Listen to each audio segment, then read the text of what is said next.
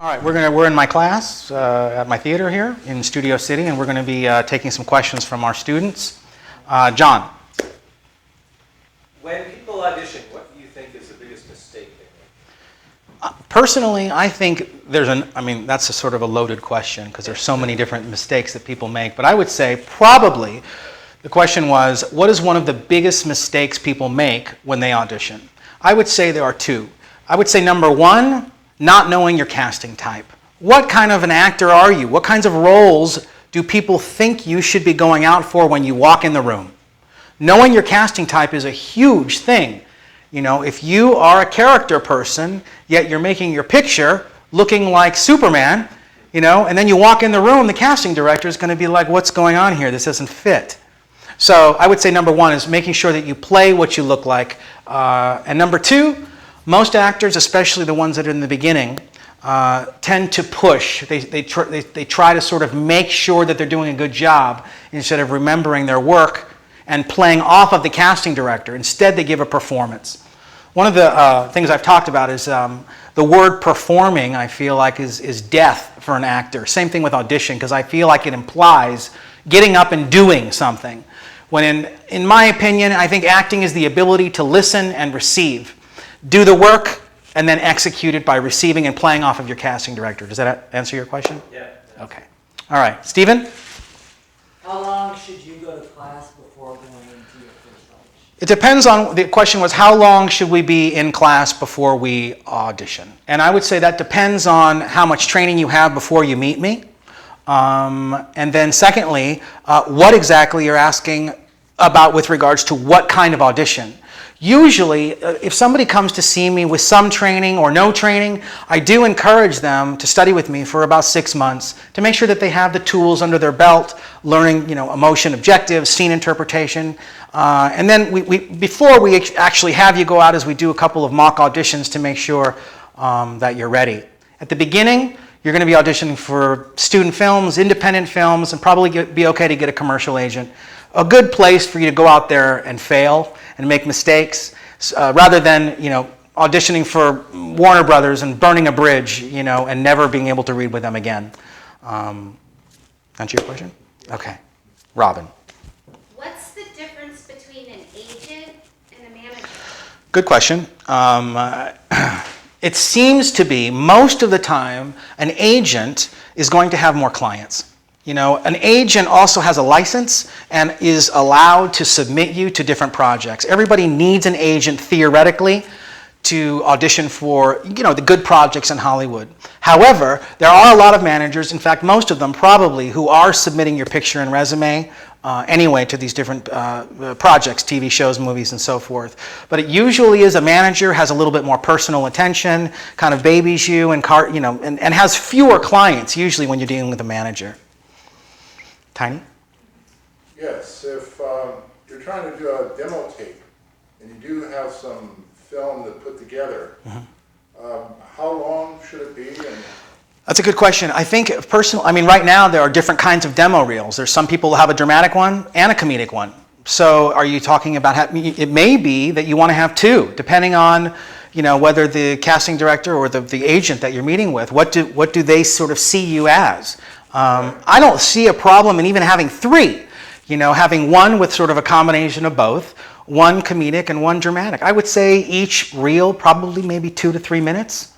I think another mistake people make with demo reels is they'll put little clips, like somebody will book one line on a TV show, and, you know, they're all excited about their credit on Friends, and it's them saying, hello, and they put that on their reel. You know, the reality is the reel is showcasing your acting ability and your ability to sort of play a scene.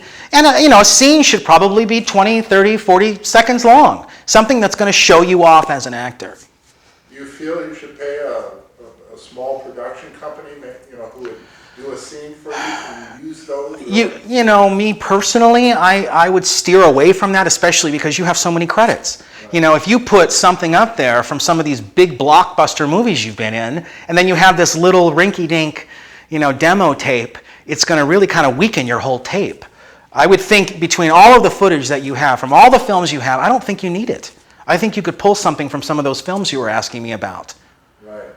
Does that seems reasonable? I think at least they have production value. It's going to make you look a lot better. I wouldn't. Yeah, the production. Now, but I do think there are going to be people out there who don't have a lot of credits and they need to build a demo reel. And I think it's okay for somebody to go out and hire a production company or one of these places that shoot demo reels just to show that you can act. Certainly better than having nothing. Right. Matt? What are the dangers of crashing auditions? The dangers of crashing auditions? Good question. I think it's probably going to depend on, do you have an agent now? Because if you have an agent and you crash an audition, and they find out, of course, they're going to scream at your agent and scream at your manager going, what the heck did this guy do? On the other hand, what's the harm? So you crash an audition, you get in there, you sneak in there theoretically, and, you're not supposed to be there, but if they do end up getting you on tape, I know a lot of people who have crashed auditions and booked them, because they felt like they were right for the role. So I don't think there's that much of a danger, personally. Of course, the thing is, the other side of the coin is if you do crash an audition and they know you, well, they're going to say, hey, this guy crashed the audition. I don't want to call this guy in the future. So there is, I guess, that little danger. Talton. I don't really have one. You don't even have a question. You have a question? No? Tiny. Yes, on the Who Am I? Mm-hmm. How much work do you feel an actor should do in his preparation? It's basically the spine of the character. I think that one of the things, as you know, because you studied in Don's class with me, Don did not talk a tremendous amount about the who am I. So although I do feel there is a lot to be said about the who am I part of creating the character through something that I don't know that you and I have covered yet, but through improvisation exercises of building a history of this person you're playing, because you're not playing you, obviously, and you do have to have an attitude different from you. So, I do feel like that the who am I is a big deal. You're not playing you with Tiny's history. Does that make sense? Yeah. So there is a huge part of my course, which we haven't gone into, you and I, in great depth, of how to create the history of the character through building improvisation scenes, starting with your earliest memory and building all the way up until the day of your scene, so that you do have created memories that you will reflect upon in the actual scene. It's all built around what Don talked about, a muscle memory, but you're just using fake memories that you're creating for your body to remember. Right. Well, Don said that Who Am I is a version of the spine. Yes. You sort of do your little homework. You say, I'm a teacher. Yes. Who am I? A teacher. So when you get in front of the camera, you go, who am I? What do I feel? Yes. What Exactly. do I want? Right.